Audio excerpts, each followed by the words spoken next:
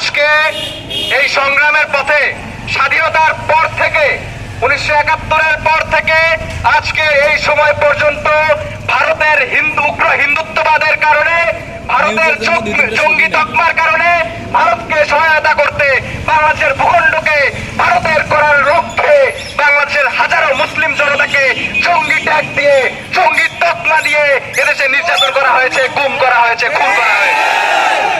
দীর্ঘ সময় ধরে বাংলাদেশের জনগণকে ভারতের দাস বানিয়ে রাখার একটা চেষ্টা করা হয়েছে। আপনারা জানেন আজকে আমরা যে উদ্দেশ্যে এখানে দাঁড়িয়েছি, 1992 সালে ভারতের বাবরি মসজিদকে উগ্র হিন্দুত্ববাদীরা তারা শহীদ করে। ভারতের বাবরি মসজিদ মুসলমানদের ছিল, আগামীতেও খুব দ্রুত ইনশাআল্লাহ বাবরি মসজিদকে পুনরুদ্ধার করা হবে। বাংলাদেশে রিসেন্ট সময়ে দেখা গেছে ইসকনের উগ্র জঙ্গি ইসকন একটি জঙ্গি সংগঠন, সেই জঙ্গি ইসকনেরা চট্টগ্রামের আমাদের সাইফুল ভাইকে গলা কেটে হত্যা করেছে। মুসলমানরা ধৈর্য ধরে এখন অপেক্ষা করছে, যদি বাংলাদেশের মুসলমানরা ধৈর্যশীল না হতো ইসকনের বাংলাদেশের অস্তিত্ব থাকতো না। আমরা বাংলাদেশের মুসলিম জনগণ তাদেরকে সময় দিচ্ছি, তাদেরকে আমরা ধৈর্য ধারণ করে তাদেরকে সময় দিচ্ছি। তোমরা ভালো হয়ে যাও, তোমরা বাংলাদেশের দেশপ্রেমিক হয়ে যাও, তোমরা বাংলাদেশে নৈরাজ্য সৃষ্টি করার চেষ্টা করো না। রক্তের বদলে রক্ত হয়, কিন্তু আমরা এখনো সে পথে যাইনি। আমি আরো বাংলাদেশের জনগণকে বার্তা দিতে চাই, হিন্দুত্ববাদ, উগ্র হিন্দুত্ববাদের যে সংগঠন এবং ভারতীয় যে আগ্রাসন, সেই আগ্রাসনের সাথে লড়াই করতে গেলে বাংলাদেশের জনগণকে ধৈর্যশীল এবং কষ্ট সাধন করার ক্ষমতা থাকতে হবে, কারণ লড়াই হয় কষ্টের মাধ্যমে।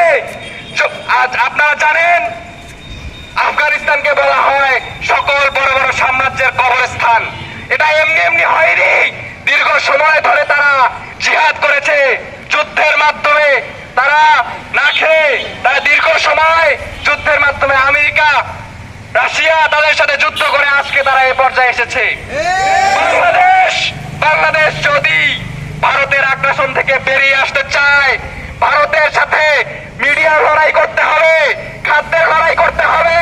ভারত আজকে বাংলাদেশে বিভিন্ন খাদ্যের ট্রাক আটকিয়ে দিচ্ছে, এ কারণে বাংলাদেশে বিভিন্ন সমস্যার সৃষ্টি হচ্ছে, সেগুলো বাংলাদেশের জনগণকে ধৈর্যের সাথে মোকাবেলা করতে হবে। ধৈর্য চুরি ঘটলে হবে না, বাংলাদেশকে ধৈর্যের সাথে এগুলো মোকাবেলা করতে হবে। এছাড়া ভারতীয় যত মিডিয়া আছে, ভারতের যত বাংলাদেশের মিডিয়া আছে, প্রথম আলো, ডেইলি স্টার সহ এদের সকলের ব্যাপারে বাংলাদেশের জনগণকে শক্ত অবস্থানে আসতে হবে। আমি আরো বার্তা দিতে চাই, বাংলাদেশে হিন্দু মুসলমান এক, আমরা বাংলাদেশের যারা হিন্দু ধর্মাবলম্বী ভাই আছে তাদের সাথে একসাথে মিশেছি, একসাথে ঘুরেছি, একসাথে খেয়েছি, কিন্তু উগ্র হিন্দুত্ববাদ ইসকনের মতো জঙ্গি সংগঠনেরা বাংলাদেশে হিন্দু মুসলিমদের মধ্যে একটি বিভেদ করে ভারতের রাস্তা সহজ করার চেষ্টা করছে।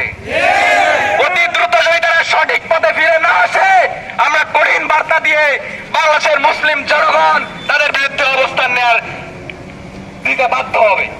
আমি আর কথা না বাড়িয়ে ধন্যবাদ জানিয়ে সকলকে শেষ করছি।